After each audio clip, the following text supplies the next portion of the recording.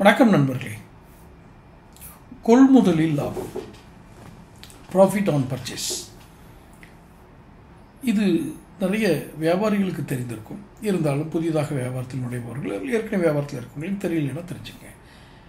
நீங்கள் நிச்சயமாக ஒரு காம்படேட்டிவ் வேல்ட், நீங்கள் பொருள் விற்பனை என்ற மார்க்கெட்டிங் ஏஜென்சி வச்சுருக்கும்போது பொருளை விற்கும்போது நிறைய டிஸ்கவுண்ட் கொடுக்க வேண்டியிருக்கும் வாடிக்கையாளர்களை தக்க வைப்பதற்காக. ஆனால் ஒரு விஷயத்தை இந்த இடத்துல குறிப்பிட்டுக்கிறேன். விரிவாக நான் சொல்ல வந்த சப்ஜெக்ட் வேறுங்கனால ஒரு சின்ன விஷயத்தை குறிப்பிட்டுக்கிறேன். விலை குறைப்பு மட்டும் ஒரு வியாபாரத்தை உயர்த்தி விடாது. உறுதியாக நீங்கள் எடுத்துக்கொள்ளுங்கள்.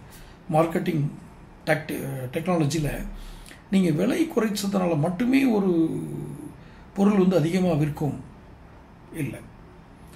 அதுக்கு வேலை சில ஸ்ட்ராட்டஜிஸ் வேணும். அதை வேறு வீடியோக்குள்ளே என்னுடைய சேனலில் இருக்குது, நீங்கள் பார்த்துக்கலாம். மார்க்கெட்டிங் சேல்ஸ் அப்படிங்கிற ப்ளேலிஸ்ட்டில் பார்த்துக்கலாம். இப்போ நான் விஷயத்துக்கு வர்றேன்.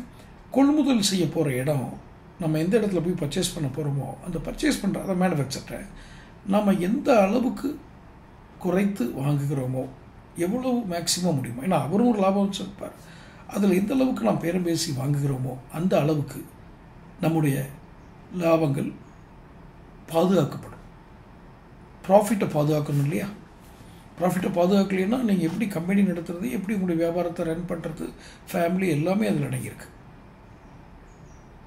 ஸோ நீங்கள் ப்ராஃபிட்டை பாதுகாக்கணும், லாபத்தை பாதுகாக்கணும்னா, ஏன்னா ஏன் பாதுகாக்கணுன்ற சூழல் வருதுன்னா, விற்பனை செய்யும்போது போட்டியாளர்களுக்காக சில இடங்களில் விலையை குறைச்சி கொடுக்க வேண்டியிருக்கும், அந்த இடத்துக்காக.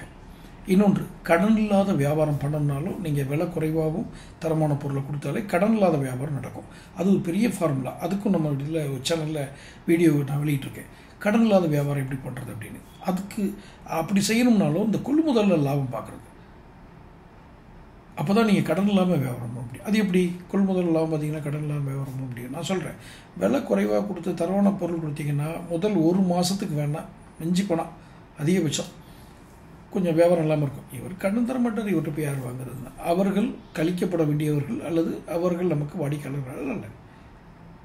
எனக்கு கடன் கொடுக்கல அதனால் அந்த பொருளை வாங்க மாட்டேன்னு சொல்கிறவர் நம்மளுடைய வாடிக்கையாளரே அல்ல. நீங்கள் எழுதி வைத்துக் கொள்ளுங்கள்.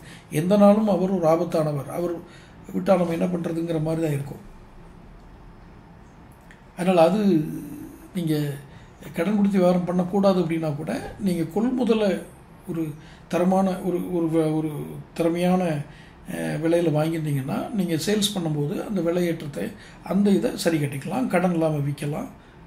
அப்போ காத்திருக்கிற காலத்துக்கு தேவையான பணம் லாபமும் அதில் கிடச்சிரும். ஸோ கொள்முதலில் லாபம் என்பது நாம் கொள்முதல் செய்யும் பொழுது எந்த அளவுக்கு குறைத்து வாங்குகிறோமோ அதுதான். விற்பனையில் குறைச்சி வாங்கி நிறைய லாபம் வச்சுவிங்கன்னு நான் சொல்லலை. குறைச்சி வாங்கி கடன் இல்லாமல் விற்றாலே விற்கிறதுக்கு அதை குறைச்சி வாங்க வேண்டியிருக்கும் ஒன்று. இன்னொன்று, நீங்கள் டிஸ்கவுண்ட்டு, சீசனல் டிஸ்கவுண்ட்டு ஏதாவது ஒன்று போட்டால் தான் அந்த மார்க்கெட்டிங் டாக்டிக்ஸ் ஓடும். மார்க்கெட்டிங்னு சொல்லுவாங்க, சார் இந்த மாதங்களில் இவ்வளோ கொடுத்தா ஆடி தள்ளுபடி உதாரணத்தை வச்சுக்கோங்க. அது மாதிரி அது ஒரு மார்க்கெட்டிங் டாக்டிக்ஸ் தான். ஆடி மாதங்கிறதுனால என்ன ஸ்பெஷலான்றது இல்லை, ஒரு மார்க்கெட்டிங் டாக்டிக்ஸ் ஏதோ அடிப்படையில் வந்துச்சு. அது மாதிரி சீசனல் ஆஃபர்ஸுக்கெலாம் நீங்கள் கொள்முதலில் லாபம் பார்த்துருந்தா தான் முடியும். இன்னொன்று, ஏற்கனவே என்னோட முந்தைய வீடியோவில் சொல்லியிருந்தேன், நீங்கள் ரகசியங்களை பாதுகாக்கணும், உங்களுடைய வியாபாரத்தை காப்பாற்றிக்கணும், உங்கள்கிட்ட வேலை செய்கிறவங்க உங்கள் போட்டு 2 பேர்ட்டேருந்து காப்பாற்றிக்கணும். அப்படின்னா நீங்கள் இந்த மாதிரி சில கொள்முதலில் லாபம் பார்க்குற அந்த ரகசியங்களை நீங்கள் பாதுகாத்தாக வச்சுக்கணும்.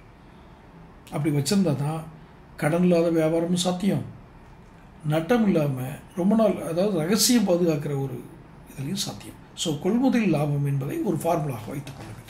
தொடர்ந்து இந்த சேனல் பாருங்கள். இது மாதிரி வீடியோக்கள் கிடைக்கணும்னா இந்த கேட்டகரி, இந்த சேனல் சப்ஸ்கிரைப் பண்ணுங்கள். சேல்ஸ் அண்ட் மார்க்கெட்டிங் பிளேலிஸ்ட்டில் போய் இருக்கிற வீடியோக்கள் பாருங்கள். பிடிச்சிருந்தா ஷேர் பண்ணுங்கள். நன்றி, வணக்கம்.